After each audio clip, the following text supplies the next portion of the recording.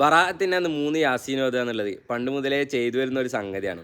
ഇഹ്യാ ഉലൂമുദ്ദീൻ്റെ ഷറഹായ ഇത്ഹാഫു സാദത്തിൽ മുത്തഖീൻ എന്ന ഗ്രന്ഥത്തിൽ കാണാം വഖത്ത് തവാറസൽ ഖലഫു അനി സലഫ് എന്ന് വെച്ചാൽ അത് ഇന്നോ ഇന്നലെയോ തുടങ്ങിയ സംഗതിയല്ല. പണ്ട് മുതലേ നമ്മളെ മുൻഗാമികൾ ചെയ്തു വന്ന, അങ്ങനെ നമുക്ക് പരമ്പരാഗതമായി കൈമാറി കിട്ടിയതാണ്. ഒന്നാമത്തെ യാസീന് ആയുസ് കൂടാൻ വേണ്ടിയിട്ടും, രണ്ടാമത്തെ യാസീന് റിസ്ക് വർദ്ധിക്കാനും, മൂന്നാമത്തെ യാസീന് ആഖിബത്ത് നന്നായി മരിക്കാനുമാണ്. അപ്പോൾ പല ആൾക്കാരും ഇഷ്കാലാക്കുന്ന ഒരു കാര്യമാണ്, ആയുസൊക്കെ നമ്മൾ ഗർഭപാത്രത്തിൽ ഉണ്ടായിരിക്കുന്ന സമയത്തെ അള്ളാഹു കണക്കാക്കി വെച്ചല്ലേ. ഖുർആനിൽ തന്നെ നെസ് ഉണ്ടല്ലോ, ലാ യുഅഖിറുല്ലാഹു നഫ്സൻ ഇദാ ജാഅ അജലുഹ. ഒരു മനുഷ്യൻ്റെ അവധി എത്തിക്കഴിഞ്ഞാൽ ഒരു സെക്കൻഡ് പോലും ഓനിക്ക് നീട്ടിക്കൊടുക്കൂല.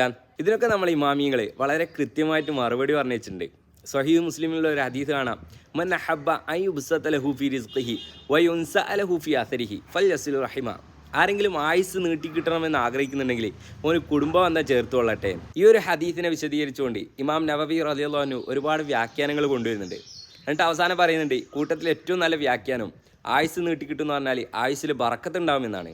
60 വർഷം ജീവിക്കാൻ കണക്കാക്കപ്പെട്ട ഒരാളാണെന്നുണ്ടെങ്കിൽ ബറാഅത്തിൻ്റെ അന്ന് യാസീൻ ഓതിയാൽ അവന് 6000 വർഷത്തെ അമലുകൾ ചെയ്യാൻ സാധിക്കുമെന്നാണ്.